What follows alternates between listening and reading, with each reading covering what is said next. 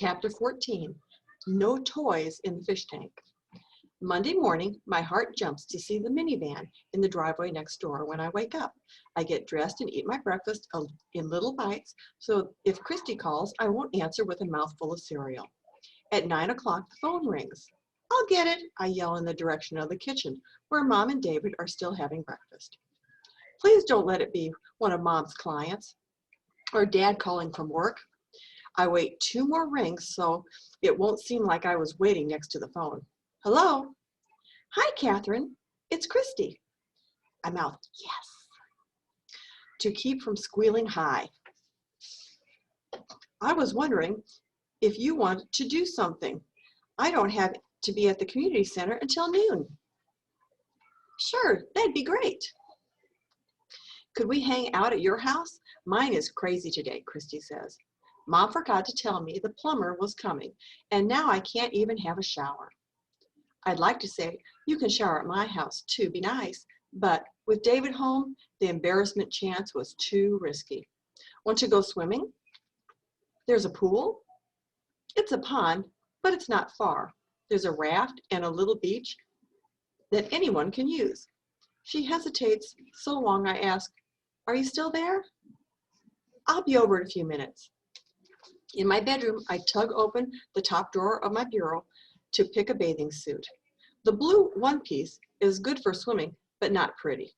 I love the purple and white bikini that looks like batik, but the top slides when I dive.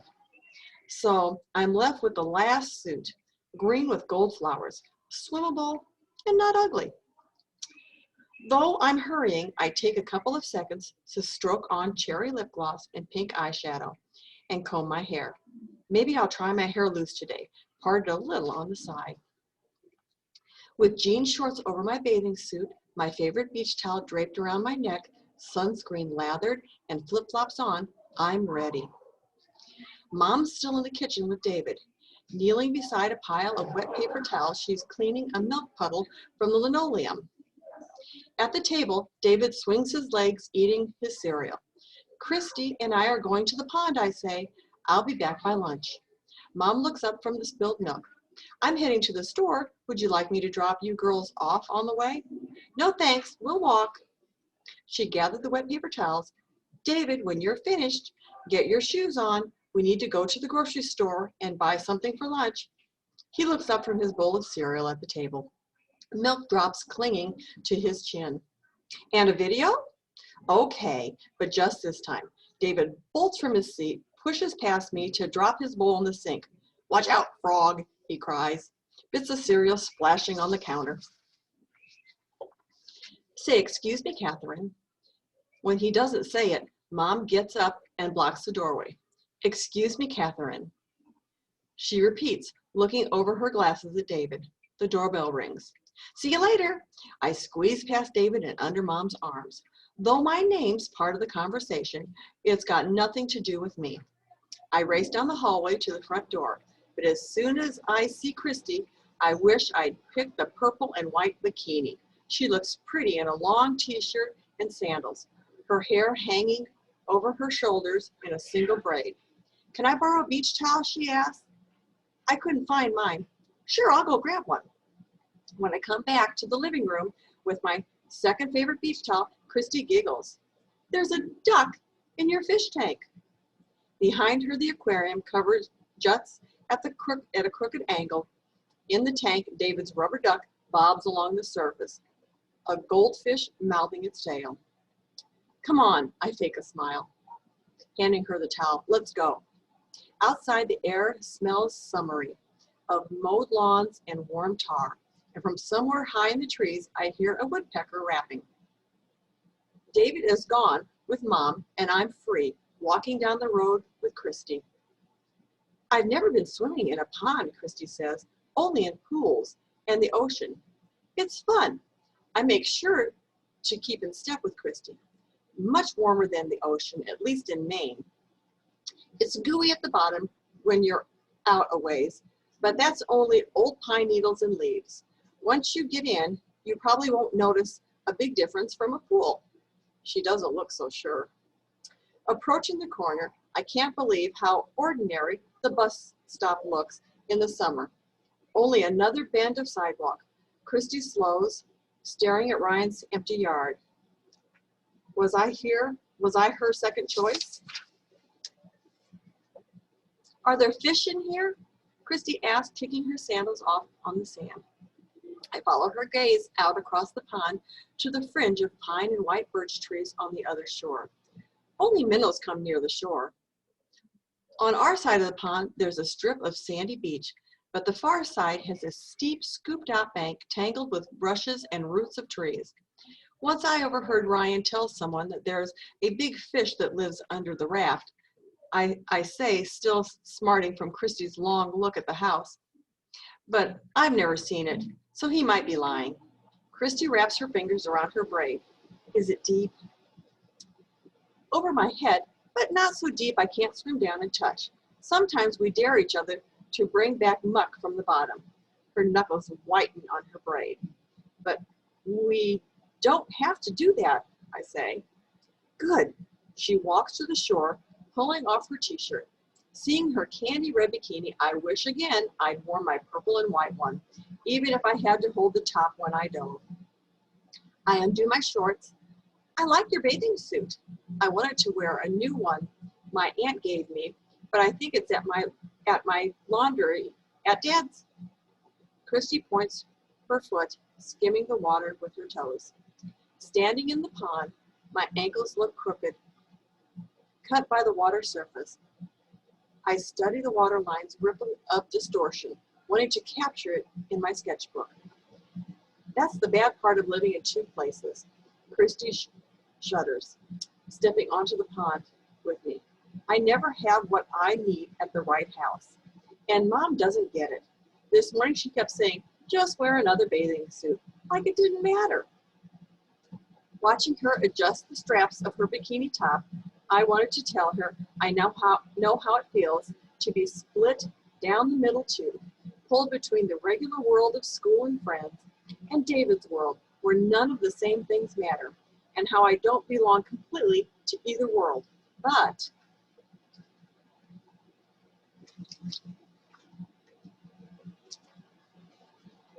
when someone is upset, it's not a good time to bring up your own problems. Christy takes a step farther into the water. I hate this bathing suit. The straps are always falling down. I'm in the water to my knees now. I know what you mean. The top of my favorite bikini doesn't fit perfect, and it slides. And it's never shown anything, but, Christy smiles. I have a bathing suit like that once. It drove me crazy. Stepping deeper, the cold tingles my thighs. I rub the goosebumps on my arms. It's always chilly at first, but you'll get used to it, I promise. Catherine, I'm sorry about the other day with the gum. I turn, but she's not looking at me. Chin down, Christy skims her fingertips across the surface of the water. David doesn't get jokes sometimes. The water feels warmer on my legs, and I take another step. Ryan didn't mean to upset him. He told me so. He didn't mean to upset you. The tiny waves created from Christy's hand moves the water, making a freezing tickle on my stomach. He said, the bottom gets gooey here, I say to change the subject. If you dive in now, you don't have to feel it. Plunging forward, my chest and shoulders scream with the shock of cold. I go under breaststroking, kicking hard until my lungs ache and I can't stay under 1 second more. Breaking the surface, my hair is plastered to my face. I tread water, pushing it away. Christy stands in the shallows, her hands tracing across the pond surface. Come on, I say. It's not bad once you get in. She takes a step. Are you kidding? It's freezing. Not once. You get used to it. I'll meet you at the raft. I love swimming in water over my head. Cold emptiness under my feet. Those sudden warm spots or icy underwater springs. Almost to the raft, I flip to my back and give in to the lightness of floating. Held by the water, I watch the blue sky waiting for Christy to catch up. This is what I wished for. A next-door friend I could just come and go with. She's out of breath when she reaches me. At the ladder, I grip the sides and swing my feet up to the bottom rung. Water showers off me as I climb. About that big fish, Christy says, swimming closer. What kind is it? The air makes me shiver. I sit on the raft and wrap my arms around my knees. It's probably just an eel. Her eyes widened. I mean, it's probably not an eel, just a fish that looks like an eel. Christy scrambles up the ladder. Yuck! I tuck my soaked hair behind my ears, wishing I had brought my hairband. I know without asking, Christy won't want to touch the bottom. She doesn't even seem to like the top of the water much. Maybe we can lay out in the sun. We lie on our stomachs, and I peek between the slats in the darkness below. The slight rocking of the raft, the sloth of the little waves slapping on the boards beneath, and the sun drying my back makes me yawn. I have to find my other suit. I look over to Christy fixing her shoulder straps. But if it's not at Dad's, I don't know where it is. She lays her chin on her arms. I wish Mom wouldn't give up so easy. It's not like he had an affair. Maybe they're just taking a break for a little while. Maybe, Christy sighs. Do you think there really is a fish down there? The sadness in her voice makes me want to give her something, even if it's only pretend. What if he is down there, I say, but he's magic, like in the fairy tale, The Fisherman and His Wife. Christy squeezes the end of her braid, drops of water falling off the tips, beating on the raft. I don't know that story. This guy catches a big fish, except the fish says he is really the prince under a spell. The man lets the fish go, but his wife sends him back to get a wish granted. I'd scream if the fish started talking to me. Me too. But what would you wish? I'd wish my parents would get back together and be happy. She turned to me, her eyes worried. Do you think that's 2 wishes or 1? 1. Your turn. What's your wish? I look down between the raft boards and imagine my always wish, my fingers reaching through the perfect top of David's head, finding the broken places in his brain, turning knobs and flipping switches, all his autism wiped clean. But saying that wish brings trouble. All people have a place, my 3rd grade teacher said firmly when I drew of her 10 older brother in the My Family picture to be put out in the hallway for open house. I tried to tell her it was still David, but I wanted him to be able to play with me, and since I was fixing things, I made him older so he could stick up for me. But I had to draw the picture over and visit the guidance counselor instead of going to music. Why is it in fairy tales wishes always backfire, I asked. If you want to change the subject, confuse the other person by going off on a wild, chatty detour. Like in The Fisherman and His Wife. I continue, the fisherman's wife keeps wanting bigger things, and by the end of the story, hey, a voice calls, Chris. I sit up so quick, I scrape my knee on the raft. Ryan waves, standing on the sand at the shore. Behind him, his bike rests propped against a tree. Christy waves back, hi. I hope she yells at him to go home, but she says, come on, Catherine, and does a running dive heading for shore. I let her swim ahead of me. I do the breaststroke, dipping my face in and out of the water so I don't have to see Ryan standing on the sand waiting for us. At the shore, I cross my arms over my stomach and walk to my shorts and towel. Your mom said you were here, Ryan said to Christy. Did you ask Catherine yet? Ask me? Christy smiles. Catherine, you know how the community center holds a dance on Saturday? I nod. They asked me to help decorate, Christy says, and I was hoping I could help you decorate, I say, grabbing my towel off the sand. I'm good at making posters. Actually, I was hoping you'd like to go. Christy glances at Ryan. Me and Ryan and you and somebody. It'll be so much fun. Please say yes. I wrap my towel around me, tight as I can. I don't know anybody to ask. Ask Jason, Christy says, that boy you drew. This is your chance to ask him out. I open my mouth, but Ryan's smirk makes me close it. But that's not the only reason I don't tell. I don't dance. I slid my feet into my flip-flops. I'll teach you, Christy says. My dad works late. A lot, so I don't think I could get a ride. My mom can drop us off and pick us up. On the walk home, Christy had an answer for every one of my can'ts. She even loaned me clothes and do my hair. Ask him, she says. By the time she's heading up her driveway, Christy has cornered me into a stuttered, I'll think about it.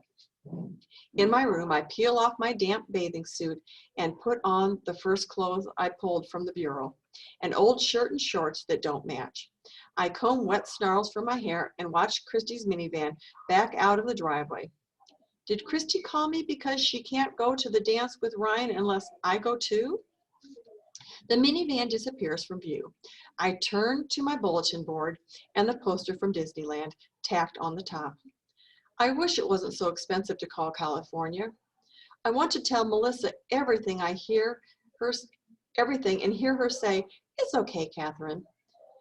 But it takes too long to explain, and maybe she'd be mad I cared so much about Christy being my friend. In my sketchbook, I tried to draw my ankles distorted by pond water, but they don't look warped and interesting. They look broken. I write words in the white space beside the sketch, but after pond and icy, the only ones that'll come are guilty, complicated, hidden, and weak. I close my sketchbook.